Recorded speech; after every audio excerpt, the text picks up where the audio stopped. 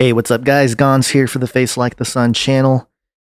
I wanted to start making videos like this one that I'm about to make here, which is basically just an update on a whole bunch of stuff that I collect over the week, articles, stories, things that come up, and just dump it all in a video on Fridays. And hopefully I can keep that going for a little while because there's so much information out there now. It's hard to really parse it out. I know you guys are busy and you guys just want the bite-sized sort of summary of all this kind of stuff. So I wanted to provide that for you because a lot of what you get out there with mainstream news focuses on the politics, focuses on other things that don't necessarily matter. It just keeps you entertained and distracted. And in the meantime, I'm going to try to report for you guys things that are really happening out there that are being reported, that are not being shared a whole lot. Just goes under the radar. And so that's what I hope to provide for you with these types of videos. On this one, we're going to get into Cern eventually, but some of the topics that I want to cover over time here and the type of news articles and things that I want to share with you are concerning future technology, transhumanism, mind control, the cyber economy that we are going into, and just all the future changes that are looming ahead. And I just feel like this is something I need to do more of on this channel. Hopefully we can start doing it more than once a week, and that'll just depend on how much engagement and how much time I'm able to parse out because there's a lot happening. I have the Canary Cry Radio podcast that you guys can check out. We just published our interview with L.A. Marzulli, and we also have Canary Cry Newstalk, which we do every week. And that's been really good to keep track of some of the things going on too, and like robotics and CRISPR, and we've been keeping track of a lot of that, and AI. But in terms of this channel, I think having my own little half hour or an hour or however long it goes every week will allow me to dump all of my thoughts and opinions about some of these stories that are being reported. So it's both. It's you hearing the stories and learning about them, but also hearing my opinions on other stories that may have gone a little more viral, because there is an overlap here. There's a transition taking place where people aren't sitting there watching CNN or MSNBC, or people just aren't doing that. Although people still talk about it like those are the platforms that are mainstream, which I guess, I don't know. I guess the older generations still look at that as legacy, as authoritative. But of course, our generation and below, they don't see it that way. So, and I think now that there is this way of sharing these things and getting it out there more than ever before, it's important because the very infrastructure of those things are changing very rapidly, and the technology is changing, evolving. It's hard to keep up. It really is hard to keep up, but it's good to be informed, and it's good to know how to deal with this ever-changing landscape. But the first thing I wanted to mention, this, I'm not going to really get into it, but Adam Green over at No More News did a live stream on this a couple days ago, and he sent me the video done by Kochen Mitwili. It's called False Flag Attack on Seattle on November 3rd, 2019, and he has done a very good job of collecting a lot of information, public information, or at least just, propaganda or predictive programming concerning 311, the Space Needle, and things that are prepared in terms of an attack on Seattle. And he just summarizes it very well in this video. There's a lot of media that have, especially The Simpsons. The Simpsons have always been some of the predictive programming types. But look, I think there's something there. I think stuff is encoded. Now, whether they're able to actually pull it off or not, I'm not sure. I'm pretty convinced that there are so many things embedded in all of this type of media and entertainment that there's just no way we're going to ever get to deconstructing all of it. But this is a really good one. I recommend you guys check it out. I'll leave links in the description for both Adam Green, No More News, and this guy's channel here, Kochen Mitwili, because he did a great job on this video. And look, he's not saying something is going to happen, but certainly there are things that he points out that are interesting. It makes you think. And again, I believe that, my opinion, that these things are programmed ahead of time, and it's just a matter of pulling the trigger and going for it in terms of these elite, and maybe, I don't know, maybe sometimes they get cold feet or something. I don't know. I have no idea. But is it planned? Sure. I think it is planned. in a certain way. To what extent they really are serious about pulling it off, or have all the things in place to actually pull it off, I don't know. But because this is something that is very fascinating, I recommend people watch it. I recommend people that know people that live in Washington State or Seattle area, just check it out. Don't say like, oh my gosh, get out of there. Don't make them all scared or freaked out, especially if they're not used to this kind of information. But it's something to give them, to make them think like, oh, maybe there is something there, because there was a lot of stuff that in hindsight after September 11th that we look back and we go, wow, there was a lot of stuff in media that seemed to suggest that they had something planned for that date. So this is similar in nature. Check it out. I'll leave links in the description, and let's get on with it. Actually, before we get totally involved here in the stories, this is a personal story, but I think it's important because it pertains to the greater situation that's at hand.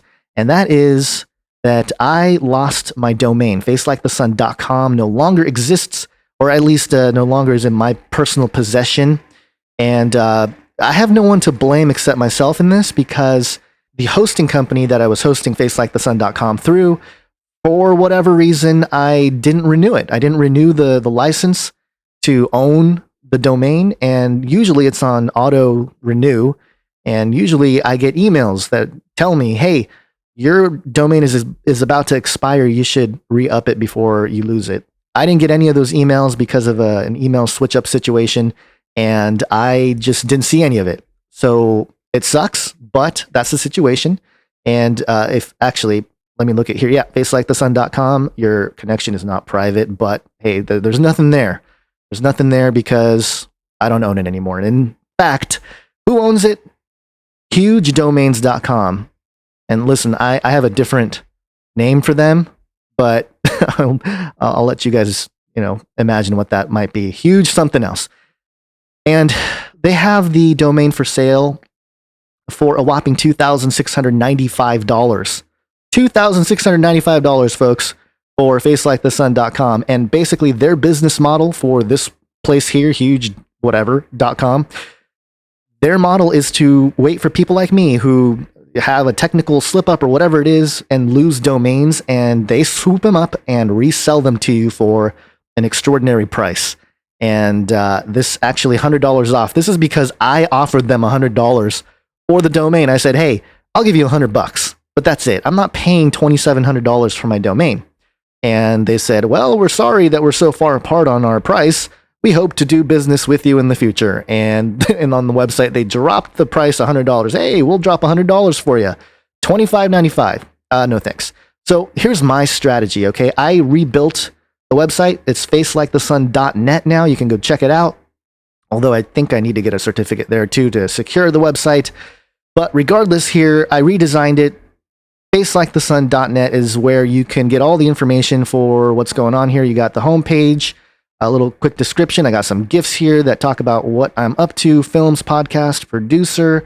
I also have an about page where I talk about the logo, the ministry, and hey, there I am. And a little description about myself, videos, podcasts, and a support page as well. There's different ways you can support us. You can pray for us. You can share our content on social media. You can join us on Patreon. What up, patrons out there? You guys rock. You got the PayPal button for one-time gifts. And if you got Bitcoin, it's the future. Why not, right? It's not quite the mark of the beast yet. But we have I have a Bitcoin address, I have a Litecoin address, and an Ethereum address if any of you guys are interested in supporting that way.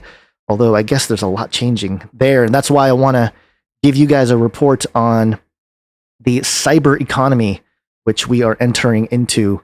It's a very fascinating thing, but I'm not going to talk about that in this video.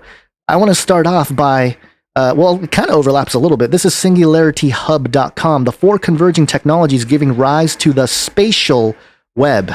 This article is a few weeks old here from September 20th, and I apologize for the loud noise in the background there. This place where I live is not very conducive to making quiet videos. But anyway, hopefully the sound gate is catching most of that.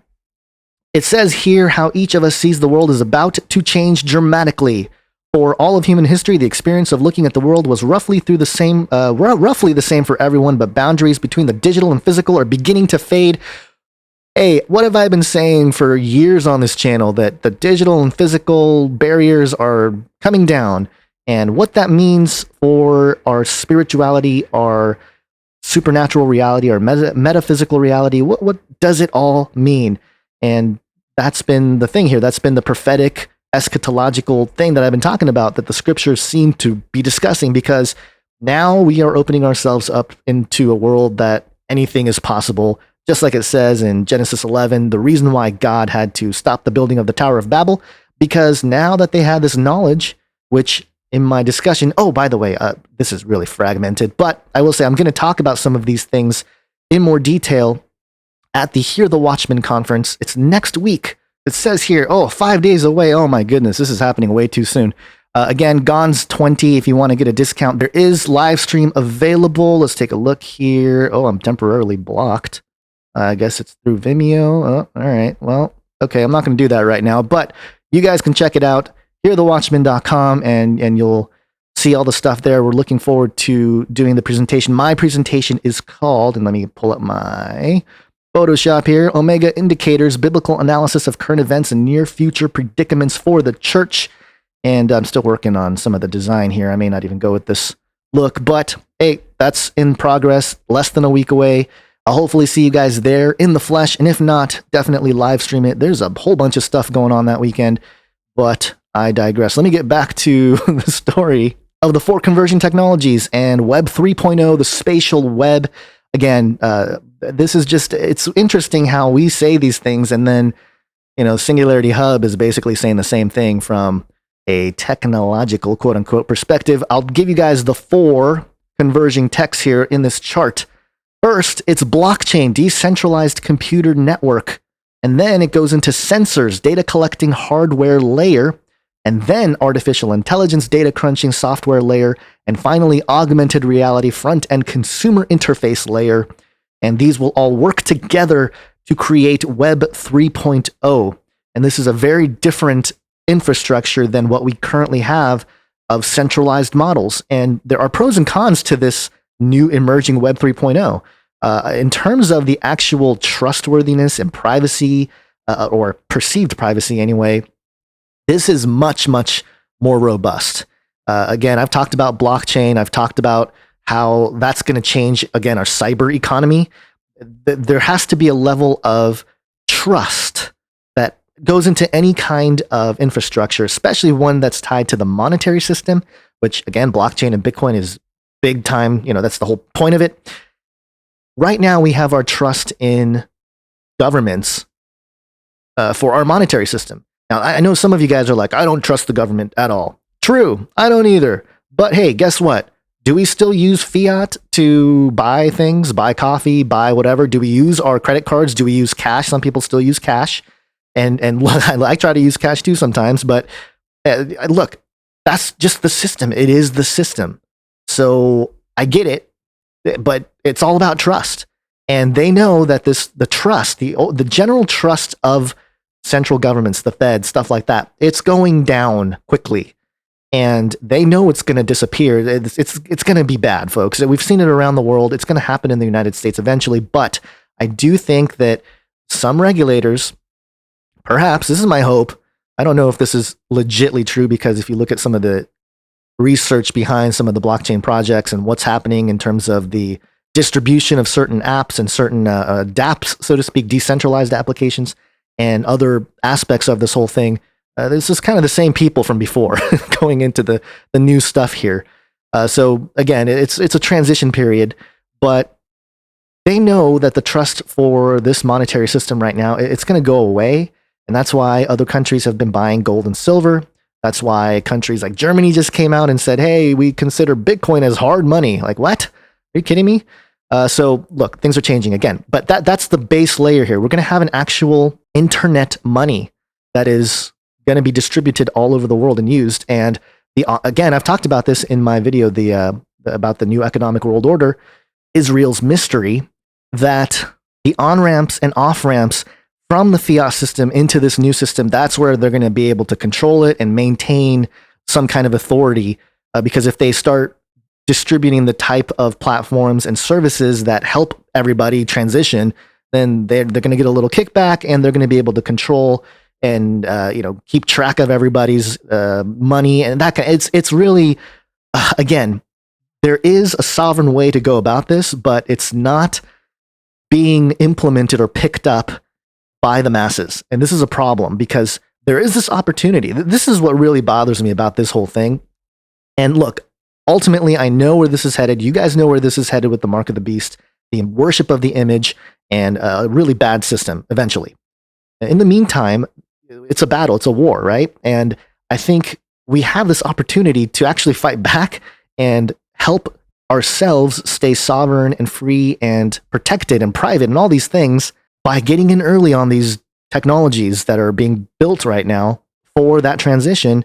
But not enough people are really aware of it. Not enough people have the time to do it because of the way the system is set up. Not enough people really care right now to do anything about it, because a lot of those on-ramps and off-ramps that are for privacy, for the citizen, and not for any kind of corporation or government, they exist, but nobody's using them. So that's kind of the problem right now with adoption. People talk about adoption with Bitcoin and stuff like that. That's the issue. So anyway, that's a whole nother cyber economy topic. But I just wanted to start with this topic here, this the four horsemen of Web 3.0, so to speak: blockchain, sensors, artificial intelligence, and augmented reality.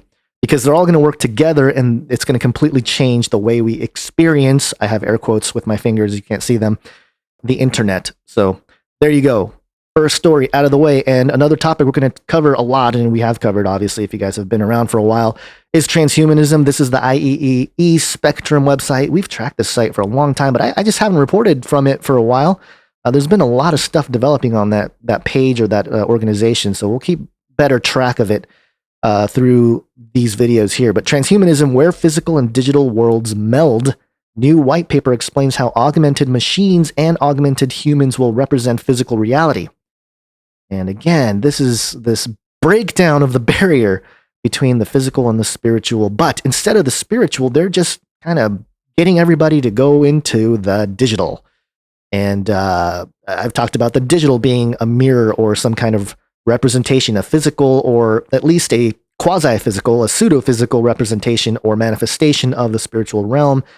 Certain ways that is true, because if you think about art and you think about creativity and all these things, that is a product of the mind. And when we produce something, a piece of art, a piece of a video, a piece of music, even blogs, even videos like this, we're actually putting something together that is creating some kind of messaging, creating some kind of spiritual messaging. And whether even the people that are atheists and people that are talking about materialism, they are actually projecting a spiritual worldview beneath all of the nitty-gritty details of whatever they're talking about. So this is again a phenomenon that I've been tracking for a while here. You guys know this. You guys have been tracking it. You guys are aware of it. This is just more proof here that this is happening, and it's not some future thing. It's happening now. And this is a quote from Saracho. I think that's how you say it. Robert Saracho or Saraco, who is the IEEE senior member. The white paper is titled "Augmented Machines and Augmented Humans Converging on Transhumanism." Quote, through the transhumanism, cyberspace and physical reality will be our perceived reality, he says. Human augmentation and machine augmentation are converging, creating a new symbiotic creature. Interesting. We're a new creature now, eh? Daniel talks about that. Iron mixed with miry clay, but they will not cleave to one another. This is iron and clay mixing at the literal level. Digital twins. One phenomenon that is driving a transformation of the intersection between humans and technology is the creation of digital twins. Virtual models of objects, processes, and large systems. Digital twins can be created from anything physical that is wired for data with sensors, including you and me. We talked about the sensors of the four converging stuff there. That's what we're talking about with this transition period, this digital twin, this mirroring that's happening. The sensors are really the eyeballs for this beast system. And they're going to scan everything, and there's going to be this one-to-one creation of a digital realm that mirrors our world. And that's, again, What are we talking about here? What are we talking about? Smarter machines, it goes into other things here. Augmented humans. Quote, smart prosthetics are becoming so seamless that they are no longer considered artificial parts, he says. Really? Quote, the brain includes them in the body map. We've seen the experiments for this, and actually I got another story that goes into some of this stuff as well, but medical implants that monitor our health will become more common as medicine is customized to the patient, he says, and eventually it will be difficult for people to live without the implants. Quote, having an implant seamlessly connecting to cyberspace may become a competitive advantage, quickly leading to mass adoption, Sriracha says. Our cognitive space will extend into cyberspace through a medical implant, a continuum where it will be impossible to separate the cognitive self from the extended self. In the coming decade, the relationship between cyberspace will become seamless, a sort of sixth sense. I see dead people, folks. I see dead people. You're going to see dead people in the cyberspace. I guarantee it. Guaranteed. You're going to have concerts. You're going to have all kinds of things that you can go to of events, historical events that are recreated in the virtual reality. This is like the holodeck of Star Trek coming to life here. And then I love this. I love that they threw this in here as just a one-sentence closer of the article, okay? Ethical concerns are likely to arise, he says, adding that it's important to consider the consequences. Oh, it's like throwing us a bone. Like, yeah, there's some potential dangers here, but hey, guess what? Everyone's going to be able to be in the cyber world. Oh, crazy, folks. And look, this is gonna the outer technologies, it's coming in from all places. It's not just your internet and the mind and all that kind of stuff. This is Campus Current. Club harnesses new mind control tech. And it's a little bit of a glorified thing, but it shows you where we are in the technology that's being distributed out there. Members of AACC's Drone Club have programmed drones that they can operate using their brainwaves. Computer scientists around the world have been experimenting with mind-controlled drones for several years. The first mind-controlled drone race took place in 2016 at the University of Florida. And hyper-focused drone operators wear headsets that read their brainwaves and translate their thoughts into commands for the drones to follow. Quote, we tell the drone when it sees a specific pattern to climb or when it sees a different pattern to descend, said Jim Blanchard, who oversees AACC's $2 million laser lab, which houses more than 30 drones. Quote, the software has to know what you want the drone to do based on that brainwave pattern, end quote. Blanchard said, quote, you think commands, and the drone reacts to those commands based on software that interprets your brainwaves and tells the drone what to do. Your brain puts out an electrical impulse, so the electricity is making it to the scalp. The 5 sensors on this headset, there it is again, sensors, know the position of your brain, so if there are pulses on the sensors, it knows what you're trying to think. Trying to think. Not exactly what you're thinking, what you're trying to think. Blanchard added, quote, so when you get those pulses together, you get a complex brainwave pattern, and then we read that pattern into the database.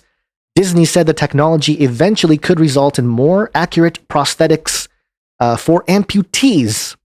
Yes, this is happening. Big Hero 6 style, folks, which actually, I have a little screenshot of something that happened when I was in the bookstore. I might put it in right here. Check this out. Yep. That's happening. All right, this is newscientist.com. A mind-controlled exoskeleton helped a man with paralysis walk again. There you go. The very thing that we just talked about in that last article is here. A paralyzed man has been able to walk again using an exoskeleton suit he controls with his mind. Although it doesn't yet let him walk independently, the suit is suspended from an overhead harness to stop him from falling. All right, come on, man. The headlines are a little exaggerated if it's... I mean, I don't know. I guess it is helping him walk a little bit, but it's not what you think. But again, progress, mind control, progress. Quote, this is really groundbreaking, says Ravi Vaidyanathan of Imperial College London, who wasn't involved in the work. The implanted brain sensors, there it is again, sensors, also let the man who broke his neck in a fall 4 years ago move the arms and hands of the exoskeleton. Several groups are working on ways to let people with spinal cord injuries regain control over their bodies by reading their thoughts. I mean, again, this is kind of like the supervillain that's happening, where some guy is like bitter about his injuries, and he's gonna have this technology rebuild him, and now he's superhuman. It's kind of like all the comic book storylines that we're basically getting into here. So the other thing that I think we should note here is that all this brain mind control technology, all this kind of stuff is very interesting if you consider something Ben Rich of Lockheed Martin said about UFOs. And of course, he was part of the Lockheed and Martin Skunk Works project, the secret project side of things. And one of the things he said was that basically the way UFOs work is via mind control, where you tap in and you become part of the device. I find that very fascinating. Again, UFO disclosure is part of this. We haven't touched on it too much, but this is part of the narrative that they're weaving of this advanced technology, the secret space program, the breakaway civilization, whether you think the Earth is flat or not. Folks, there is a group of people who think that they can escape this world. And my argument, regardless, again, whether it's flat or circular, my argument for truth is that we cannot go up there, up high, without dying. Our bodies do not last without some kind of protection or some kind of alleged spacesuit, right? So to me, it's like, look, we're not supposed to be up there anyway. And to want to escape this reality because it's all going to hell in a handbasket, with Elon Musk talking about, we're going to go to Mars this week, right? He was talking about the Mars rocket. It all ties together, folks. It all ties together into one big narrative about where we're going, what they're trying to do. And so here you go. This guy has the exoskeleton. This is just, again, early stages in how this is going to work. And the fact that they're really connecting to the virtual world, that's another way this deception can easily take place, folks. If you are tapped into some kind of virtual reality in this kind of suit or whatever, and you're tapping your brain waves into it, your brain doesn't know if you're actually in quote unquote outer space or some kind of holodeck situation where it's all a virtual simulation and none of it is actually real, even though you can have a physical experience in it, in this space or in this whatever, this world.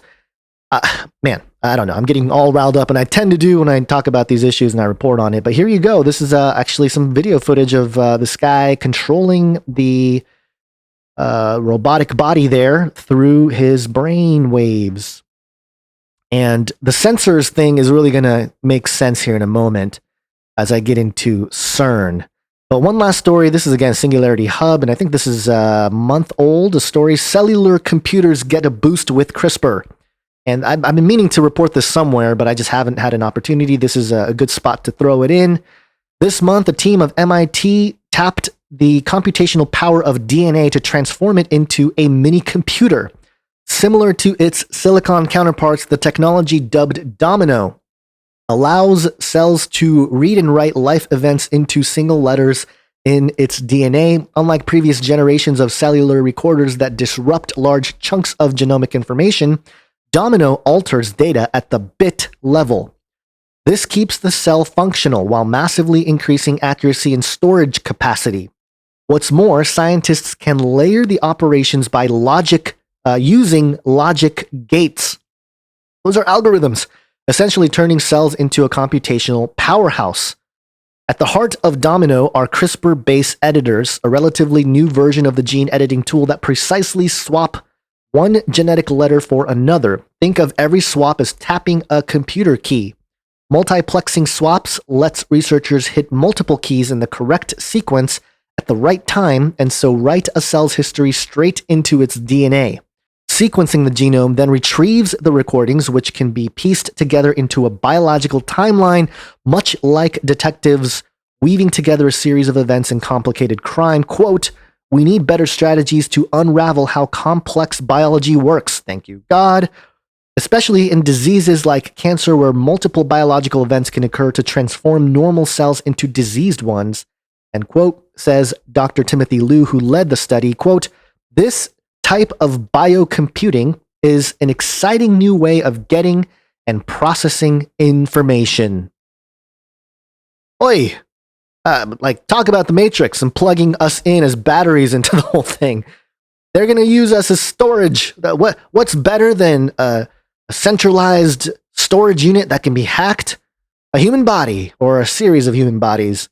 Because it'll be a lot harder to crack them and hack them, right? Oh boy. Or maybe that's part of the plan too, the hacking. Neuroscience also stands to gain. For example, we know that a toxin called MTTP causes healthy neurons to degenerate in a way similar to neurons from a Parkinson's patient's brain. Equip them with a cellular recorder, and we may finally be able to unravel the molecular dance and that leads to neurons dying and perhaps how to prevent it. But cellular recorders have a huge problem because they permanently change DNA. They quickly run out of bandwidth before the cell's genome becomes unstable and kill the cell. This makes it almost impossible to track history over long periods. Then there's the readability roadblock. Most cellular recorders don't support monitoring DNA memory states on the fly, in that you have to first kill and destroy the cell. It's similar to smashing your hard drive every time you read the data. Not a great way to scale things up. So at least they don't have the ability to real-time deconstruct what's happening. Or maybe that's bad for them because they can't, figure out what's happening in someone's body at that level. But in terms of control in the public sphere, at least, according to Singularity Hub, they don't have that yet. They can't do it because they need the cell to die before they can get in there and retrieve all that data. But don't fear. Cellular Recorder 2.0 Domino tackles these issues head on. Its secret? The formidable CRISPR-based editor. Although there are many types, the version here swaps the DNA letter C to T. And it gets into all the details in the rest of the article here. But look, I think that this is more evidence, more proof that iron mixing with miry clay is happening at this very profound level that nobody could ever even consider throughout most of known recorded history, at least post the resurrection of Christ. Nobody's sitting there going, yeah, we're going to be able to tap into your cells. People didn't even know that they had cells, right? Back then. I mean, maybe some people in a sort of esoteric fashion they did, but not in this scientific materialism way.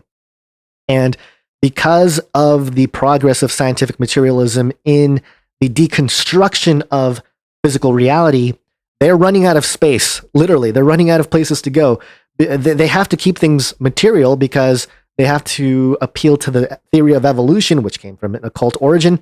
They have to uphold this false narrative. And so that's a big part of this deception and why we live in this age of deceit, because while it's very cool to learn about the details here, we're learning about it in the context of how can we control it?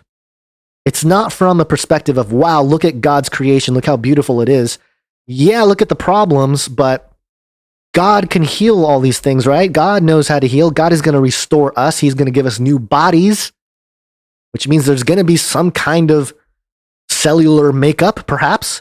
And perhaps the thing that is amazing about our glorified bodies is the fact that we can traverse in this world much differently than we can currently in our fallen meat suits.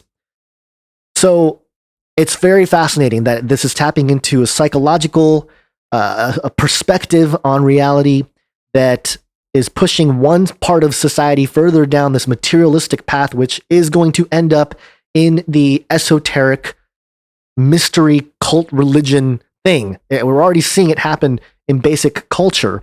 The response to this kind of deconstruction of the physical reality, especially our biology, is leading to that kind of worldview, a satanic Luciferian, let's be more specific, a Luciferian worldview.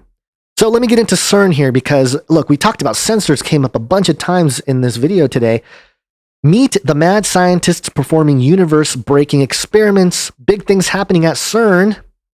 One of the projects currently in the works concerns the future of artificial intelligence and its role in the advancement of science.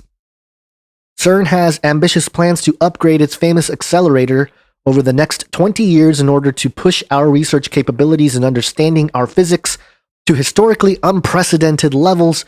But in order to do so, the research organization will need to surpass some enormous computational hurdles. Why is everybody doing the same thing around here? Okay, this is Yahoo Finance is where I find this article. And let's get into some more of this article here. Again, if you guys didn't know about it, Cern is on a hiatus. They're stopping for, I think, 4 years because they're replacing a bunch of stuff. They're upgrading some things. And man, it seems like the target date is around that 2045 date of the digital immortality that was mentioned by Russian mogul Dmitry Itskov. And it just so happens to be 33 years after 2012, that year 2045. So maybe there is something there where the elite have some kind of, I don't know, child that was born that year that is being groomed for some kind of horrific things. Just speculation on my part. Don't take my word for it. I am seeing through a glass darkly, but I wouldn't be surprised at this point. The kind of things happening, or the kind of things we know publicly, and the fact that we are living in this fallen world. Let me continue in the article here. Playing around with AI is nothing to be taken lightly, however, and CERN is well aware of the potential pitfalls. This is precisely why School of Computer Science and University College Dublin in Ireland assistant professor Vivek Nallur was invited to CERN to give a talk about, quote, consequentialist ethics, virtue ethics, and deontological ethics, which is a mouthful, my goodness. But AI should be the least of CERN skeptics' worries. In fact, AI is just the very tip of the ethical iceberg. AI is not the only project that CERN has devoted its attentions to in the interim while the particle accelerator is offline, and the other big project has potential implications so dangerous it could literally mean the end of the world. You know, it's very interesting how, this is me, just my comments and my thinking here. We have this narrative out there with climate change and the world is ending in 12 years. And people saying, come on, let's get real here. You know, Greta Thunberg, let's help her out. In truth, not in putting her on a pedestal and making her into this kind of false hero. But it's interesting because of the fact that for the longest time, at least from my perspective, it was a lot of people like us, like people that talk about Bible prophecy and eschatology. We were the ones that were like being told, hey, be quiet, the world's not ending soon. You guys are ridiculous. Christians and end timers have been predicting the end of the world forever. And now all of a sudden you have like the mainstream public being pushed with that narrative. Although it's been around for a while, there's a clip that's played on No Agenda. If you ever listen to that podcast, that's how I get my news now. I don't really like consuming all of the mainstream stuff. I like to go to a source that is deconstructing it, and No Agenda is probably one of the best out there doing that. Which, by the way, we got a little shout out in the last episode. If you guys check that out, 1177, I think, was the episode where we were mentioned. But in any case, it's very interesting to see how now really publicly there is this narrative that the world is ending. You got kids crying. You know, it's almost like they used whatever religious type of control mechanisms that people have learned over through like the religious institutions and just applied it to this new liberal left movement, this progressive movement that, man, there's a whole generation being brainwashed. And what is ultimately the purpose of that brainwashing? It's not just for control, but it is for creating a population of people that will accept the very things we're talking about here with mind control technology, with invasive types of cellular control and all kinds of virtual realities that people can get into and experience all kinds of things. The Tower of Babel 2.0 is here, and they're just priming a generation that they can harvest in creating that beast hive mind. And it's quite disturbing. I really think it's disturbing that kids are being promoted into this, and we're seeing it happen. We're witnessing it happen, and there's only so much we can do about it. And we just have to educate people. We're not going to do it from a top-down political voting in office. We're just not going to be able to do anything from that perspective. It's a false perception to have that. And I'm not saying government is all bad. I think government is supposed to serve us, right? That's the whole point of government, is to serve the people. But of course, that doesn't take place. That doesn't happen anymore, especially with the way lobbying takes place and the way the monetary system is put in place and the Federal Reserve connected with our government agencies and, you know, people being funded through that. It's a big mess. And so really we can only promote, or at least I'm trying to promote, this idea of individual responsibility within all of this. And I'm not trying to be an anarchist or anything like that. I'm just saying, look, We all have our own responsibilities to know these things, be informed, and then actually act on it in our own personal lives. So I digress. Let me get back to this CERN thing here. CERN is currently working in a lofty plan to revamp its flagship accelerator complex over the course of the next 2 decades. But a more powerful particle accelerator could be the very last thing the world needs, according to British cosmologist Martin Rees. Rees, a well-respected expert in his field, issued a grave warning to the scientific community about particle accelerators, accelerator experiments gone awry in his book On the Future Prospects for Humanity, published late last year. These experiments, meant to push the boundaries of nature and physics, he writes, might do something far worse, destroy the Earth or even the entire universe. End quote. As alarmist as it sounds, this is no crackpot notion, Rees writes, quote, maybe a black hole could form and then suck in everything around it. The second scary possibility is that the quarks would resemble themselves or reassemble themselves into compressed objects called strangelets. We've talked about that with Anthony Patch here on this channel. That in itself would be harmless. However, under some hypotheses, a strangelet could, by contagion, convert anything else it encounters into a new form of matter, transforming the entire Earth into a hyperdense sphere about 100 meters across. So basically pulling everything back into a type of black hole situation, or we've discussed it in the context of black goo on this channel. The third and by far the most disturbing way in which the particle accelerator could potentially undo the world as we know it is by taking the entire universe down with it by means of a catastrophe that engulfs space itself. So whether you believe in flat Earth or not, folks, someone's going to pull the plug and it's all going to go down the drain.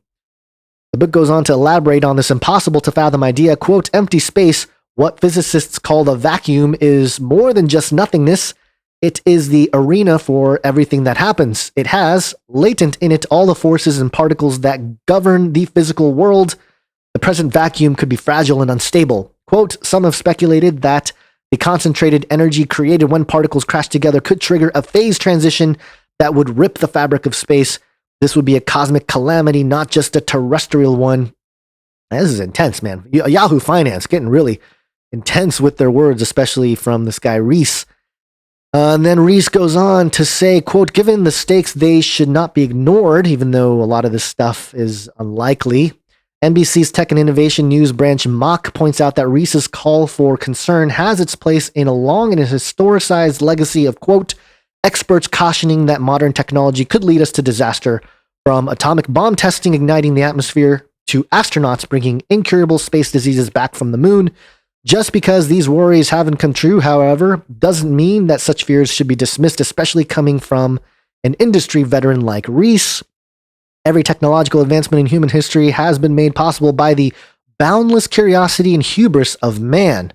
Scientific inquiry and an outright refusal to explain away or simply accept the infinitely complex world and universe we live in is quite possibly the greatest gift of our species. And that actually taps into the reality that God created everything, that modern science wouldn't even be possible without a certain level of a theistic worldview present in the pursuit to understand creation. Of course, that has been taken way beyond that point of appreciating nature or appreciating creation into a place where now we're literally trying to become gods.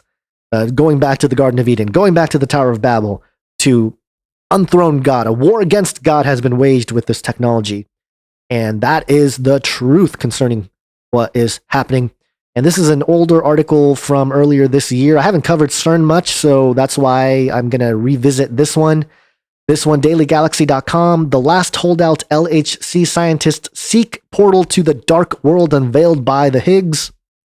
Quote, one particularly interesting possibility is that these long-lived dark particles are coupled to the Higgs boson in some fashion, that the Higgs is actually a portal to the dark world, said Lian Tao Wang, a University of Chicago scientist, or physicist, referring to the last holdout particle and physicists' grand theory of how the universe works, discovered at the LHC in 2012. Quote, we know for sure there's a dark world, and there's more energy in it than there is in ours. It's possible that the Higgs could actually decay into these long-lived particles. And I'm not going to get into too much more of this one. other than this part here where it says, all around us is dark matter and dark energy, the invisible stuff that binds the galaxy together, but which no one has been able to directly detect. Oh, okay. So I find it interesting. Again, it's really funny. There's this tension, this catch-22 happening for these physicists where they're trying to detect this invisible world that is not physical through the physical. You see a problem with that? And do you see why materialism as a philosophy fails, even at the practical level? While the dark world makes up more than 95% of the universe, scientists only know it exists from its effects. Like a poltergeist, you can only see when it pushes something off the shelf. For example, we know there's dark matter because we can see gravity acting on it. It helps keep our galaxies from flying apart. Interesting, an invisible force holding creation together. Oh, is there a Bible passage that talks about God in that way, maybe? Yeah, they've really discovered some stuff here, but they really just don't want to admit it. Experimentalists are already working to build the trap, to trap this dark world. When the LHC turns back on in 2021, after boosting its luminosity by tenfold, all three of the major detectors will be implementing a new system, the scientists said. Quote, we think it has great potential for discovery of what? Dark matter, the dark world, where if they do this for another 20 years, I'm sorry, I laugh because it's just the absurdity of some of this stuff in terms of what's happening. We live in sci-fi world. The pursuits here are the themes of science fiction past. And again, truth is really stranger than fiction. That is for sure. And what I think maybe is going on, look, 20 years, if they're able to develop this thing and they're able to actually access the dark world in 20 years, that'll be what, 2040? And in about 5 years after that, they have 2045, they get to experiment finally with somebody or some person or I don't know, some group of people maybe who can do this upgrade, this ascension into immortality. You can't see my air quotes, immortality, digital immortality in hard drives and whatnot. And of course, whoever was born in December 2012 would be 33 years old at that point in 2045. And it'll be about 5 years after the whole thing comes together. You have the 3.5 years in the Bible. I don't know. I mean, there's just some possibilities there. I'm not setting dates. I'm just reflecting off of what the world is trying to do here. Basically, that's kind of what the Bible predicts as an end times thing, this abyss opening up and all these wild things that have been dismissed as allegory or already fulfilled in 70 AD, which, by the way, if you're a preterist and you're watching this, God bless you. And I think you guys have a point in some of the things that you discuss in the way things may have been fulfilled in 70 AD. Certainly Jesus was referencing 70 AD and the destruction of the temple, but also there has to be, and there is, I think, you look at the conclusions of all this, that there is a greater application in the far future term. There's a near application and a far application. Scholars have talked about this, about the Bible. And when you talk about the far application, man, we're here. We're basically at the doorstep, or even inside the party, so to speak. I guess you could call it a party. Okay, this is The Independent. Very similar story here. Scientists attempt to open portal to a parallel universe. Does a mysterious mirror world lurk in the shadows of perceived reality? It could explain a lot. Again, this was back in July. Could 2019 be the year humans open the first portal to a shadowy dimension which mirrors our own? The discovery of a concealed mirror world may sound like science fiction from the Stranger Things series, but it has been repeatedly suggested by physicists as a tempting means of explaining anomalous results. However, as yet, hard evidence hard evidence such a realm exists has refused to manifest itself. Folks, I'm holding my hand again. I'm having a facepalm moment because again, these physicists are saying, "Hey, there might be a dimension here. There might be a portal here. There might be another world here, but we don't see proof of it in the physical world." How would you ever know that there is this other world because mathematically it seems to be there. It makes sense, right? Because you can see the effects of it. But there's no physical evidence, hard evidence that the realm exists. So what do we do? What do we do? We don't know. We're atheists. We don't know what to do now.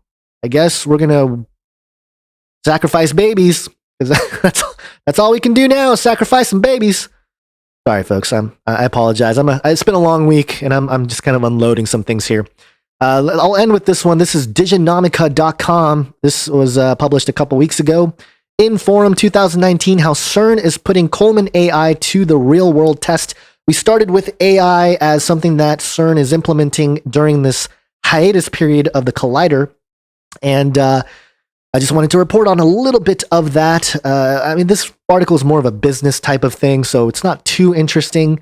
But basically what they're saying is they have a ton of data that they've collected over the years, but there's really no way to analyze them well. And that's been part of the process of implementing AI, is to help them parse out the data, help them discover patterns that show something else, find indicators, right? Omega indicators, remember?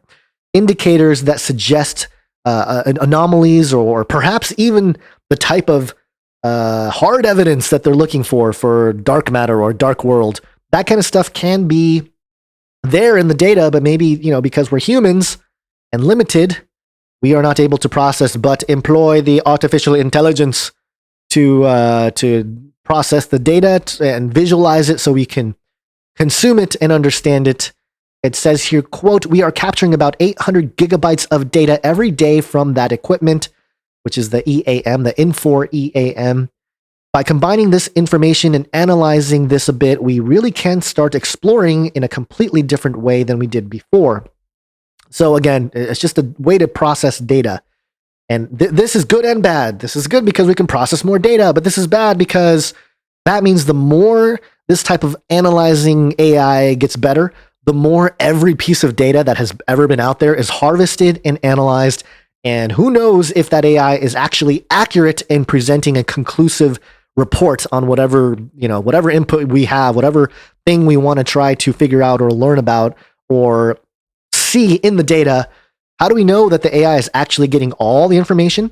How do we know that it is not missing some of the things? How do we know that the type of conclusion it comes to is legitimate or makes sense? Again, it's a black box. And now we have a black box looking for the dark world and portals therein. And it's absurd.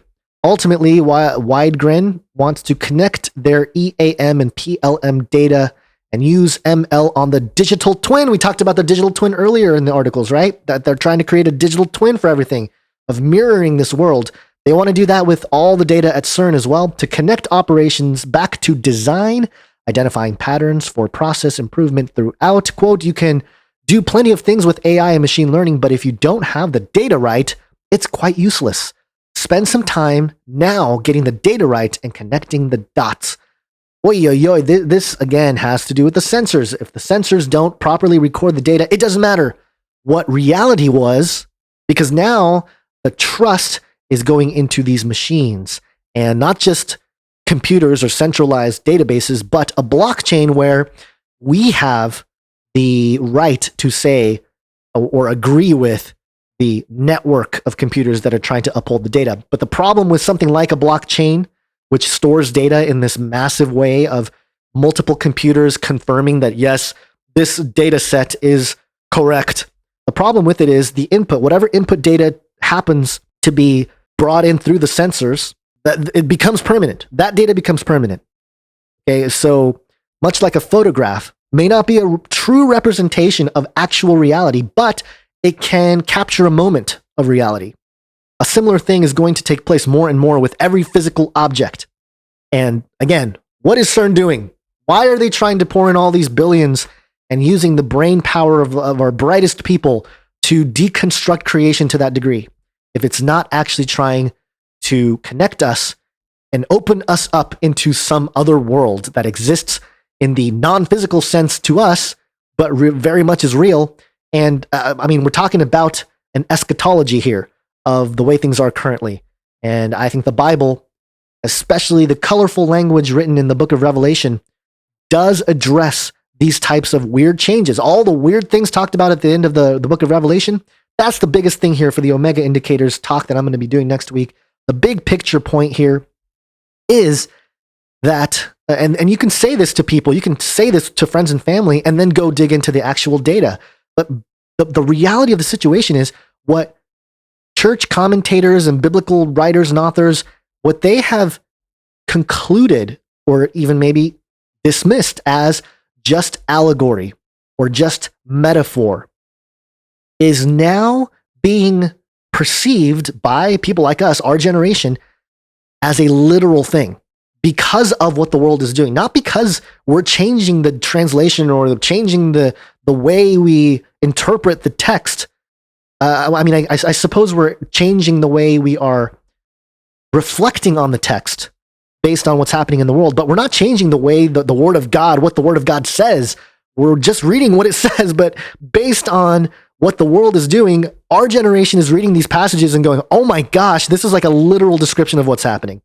And that's the big thing here. That's the big alarm, the horn that I want to sound as a watchman, is that this is taking place. And I think it is something that will help the faith of a lot of people out there who are not getting the kind of spiritual food they need.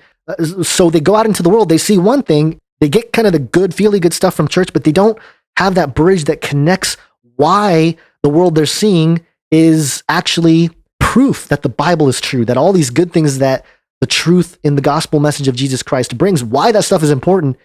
There's a bridge there, and it's eschatology. And that's been my big thing here, my big soapbox. And YouTube doesn't like it. YouTube doesn't like me talking about these issues from this perspective because it's not always positive and gung-ho. And obviously, I am not going to be paid well for distributing this information in that context, at least from the corporate side of things, because they want somebody who is going to promote it, not someone who is going to be skeptical of it.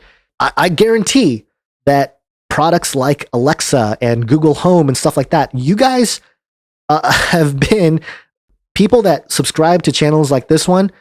They're not going out buying those things. They're not going out and just dumping all their data everywhere. You guys are a little bit more savvy to what's happening. And you guys, look, I'm not saying that you're a bad person if you do have one of those devices in the home, but I don't know. I think you guys are more attuned to this. And eventually that's going to get to a point where it's going to apply at a much larger level, a much larger scale. Right now, we have cell phones, we got our computers, but eventually it's going to be like, hey, get this injection so you can have the cellular computer that can monitor your body and you can live much longer and be much healthier. And why would you not want to do that? Why wouldn't you want the blockchain to keep track of all of your biological data so we can make sure that you're alive and breathing?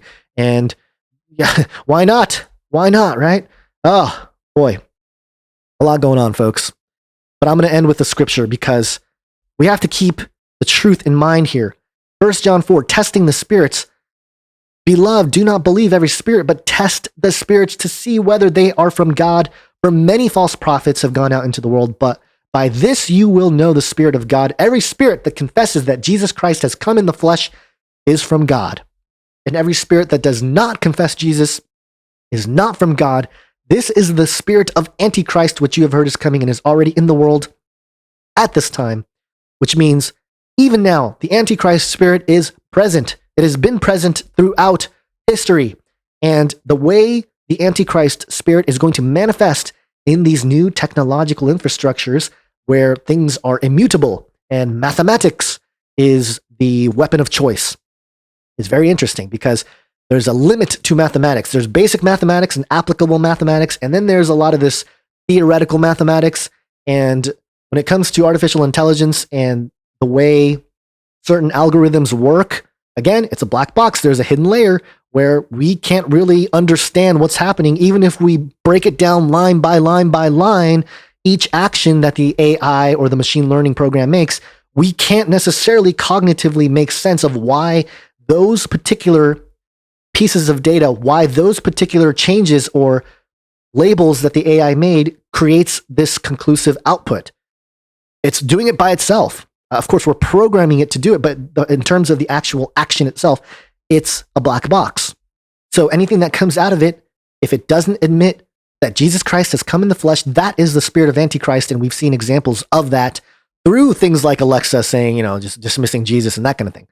So I'm sure a lot of past stories are clicking in your head as I go through these stories now, and also these passages here that allude to some of these issues, or at least this one where I think there's an application and an immediate type of urgency to really understand that there's a spiritual aspect to this that we're battling.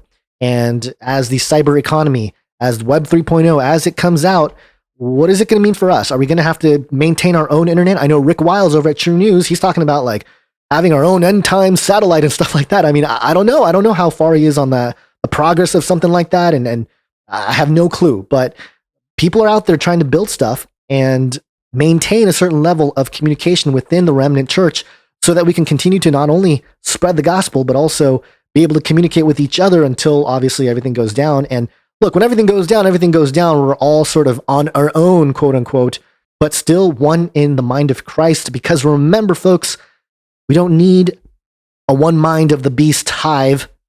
What we need is the one mind of Christ. There's more passages that talk about being of one mind in Christ than there is about the one mind of the beast hive. And it's very simple. If anyone confesses that Jesus is the Son of God, God abides in him and he in God. Pure and simple. If you're declaring Jesus Christ as Lord and Savior, that he came in the flesh, he died, rose again from the dead, then you are of God. But if you're denying that, you are not. Plain and simple. God made it really easy for us. Yeah, it's getting all crazy and confusing in technology and portals and dark matter and blah, blah, blah. But God kept it extremely simple when it comes to our spiritual salvation. So, all right, I think I've rambled enough here. Hopefully, you guys get something out of it. Again, I want to try to do this once a week where I just get all the stories that I come across that I don't get to necessarily share on Canary Cry Newstalk. And instead of just making one video about the topic, I'm just going to try to lay it out there and dump it on you guys once a week. And again, if it goes well, and if I can create more time, I can try to do this more than once a week and keep you guys apprised of everything happening. I wanted to thank all the patrons out there, all 317 of you guys out there right now. I set a goal on the Patreon page to hit 1,000, but it doesn't look like we're going to get there anytime soon. Although it would be nice to get a little bit more of an uptick in patrons. Guys, $1 a month to start. I mean, you guys can do that if you haven't already. We're trying to pay some bills and stuff here, and we're struggling a little bit, but we're okay. We're going to be okay. I trust God. God is going to provide. He always does. And so I'm not worried about it, but I'm just saying, logistically speaking, we're having a little trouble here. So if you guys can support, I would really appreciate it. I know my family would appreciate it, especially my wife, Erin. She will appreciate it, perhaps even more than I would, because I really, money, I don't like money. I just don't like that I have to ask for money and things. I'm not a big money guy. I think God provides money. I think God owns all the money. And so ultimately it's his and whatnot. But it just makes me angry that we're in this system where we have to pay an extraordinary amount to just live, and we have to be slaves to this fiat currency. Okay, I'm going to start going off another tangent. I'm going to end it right there.